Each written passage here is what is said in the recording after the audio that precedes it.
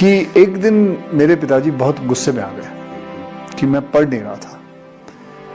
तो वो मतलब यहाँ तक पहुँच गए थे, मुझे थप्पड़ मारने ही वाले थे। तो थप्पड़ मारने वाले थे और मैं भी बहुत गुस्से में था क्योंकि मेरे मार्क्स बड़े कम आए हुए थे। तो मुझे पूछते हैं कि पढ़ेगा नहीं तो क्या करेगा, जिंदगी में क्या करेगा। सच्ची कह रहा हूँ, ऐसे ही मुंह से निकल गया, मैं हीरो बन जाऊंगा। फिर मुझे भी मतलब डैडी और मैंने बैठ के बात भी की थी इसके बारे में कि यार एक कमाल का भगवान जब बनाता है तो वो आपकी जिंदगी कमाल कर देता है। ये बात एक बोलने से ले गई थी बस, वरना आई नेवर मेंट इट। और पढ़ने का ज़्यादा मुझे इतना शौक नहीं था। खेल कूद का बहुत शौक था। हाँ, वॉलीबॉल खेलता था, क्रिकेट खेलता था, फुटबॉल खेलता था, हॉकी खेलता था। स्पोर्ट्स की कोई भी चीज़ आती थी तो मुझे बहुत शौक होता था। पिताजी कभी कभी डांट लगाते थे कि बेटा पढ़ भी लिया करो, तो इतना फिर कहते थे बेटा पढ़ो, इतना तो पढ़ लो कि कम से कम 2 दूनी 4 होता है। अंग्रेज़ी थोड़ी बहुत आनी चाहिए, हिंदी लिखना आना चाहिए, पढ़ना आना चाहिए, मराठी आनी चाहिए, इतना बहुत पढ़ लो। मैं समझ सकता हूँ कि पढ़ने का इतना शौक नहीं है क्योंकि कोई बच्चे होते हैं। फिर मैंने भी कराटे ज्वाइन किया और कराटे में फिर मुझे इंटरेस्ट आने लग गया, मार्शल आर्ट में इंटरेस्ट आने लग गया। तो मुझे उन्होंने कैसे पैसे जोड़ जोड़ के मुझे बैंकॉक भेजा। वहाँ मैंने 5 साल कराटे सीखा। वहाँ फिर मार्शल आर्ट, थाई बॉक्सिंग सीखी, वहाँ बैठा रहा। फिर उसके बाद मैं कलकत्ता पहुँचा, वहाँ काम किया। फिर ढाका पहुँचा, वहाँ काम किया। दिल्ली में भी मैंने कुंदन की ज्वेलरी के काम करता था। फिर उसके बाद मैं बॉम्बे वापस आया। बॉम्बे में बच्चों को ट्रेन करता था, मार्शल आर्ट में सबको ट्रेन करता था, पैसे कमाता था। करीबन 5-6 हज़ार रुपये महीने के कमा लेता था।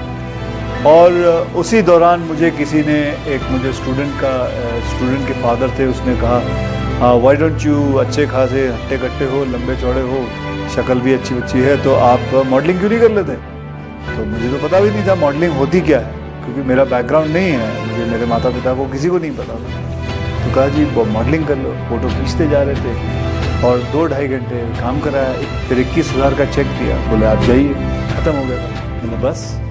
हाँ, बोले यार 5,000 काम करता हूँ, महीने का 5-6 हज़ार मिलता था महीने का, ये 2 घंटे में इन्होंने 21,000 दिया।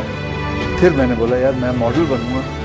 फिर मैंने मॉडलिंग शुरू की। फिर मैं जाता था लोगों के पास अपनी तस्वीरें ले कि जी मुझे देखो।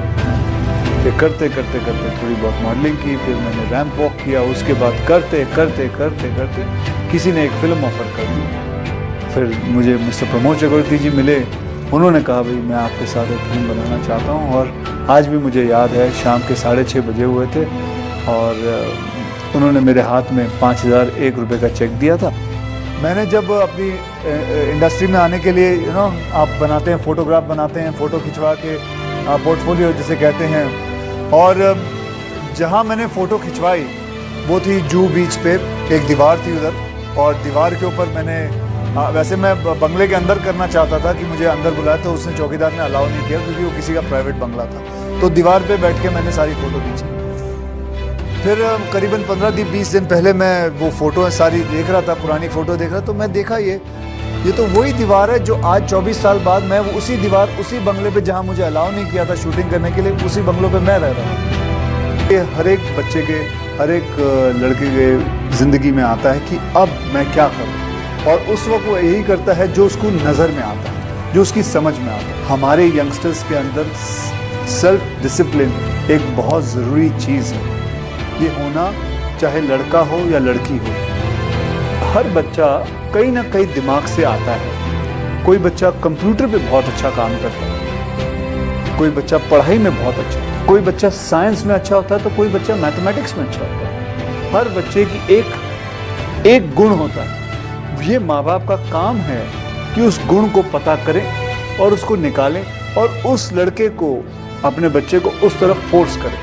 तो मैं समझता हूँ कि हर माँ बाप को ये बात समझनी ज़रूरी है कि आपका बच्चा बनना क्या चाहता है, करना क्या चाहता है।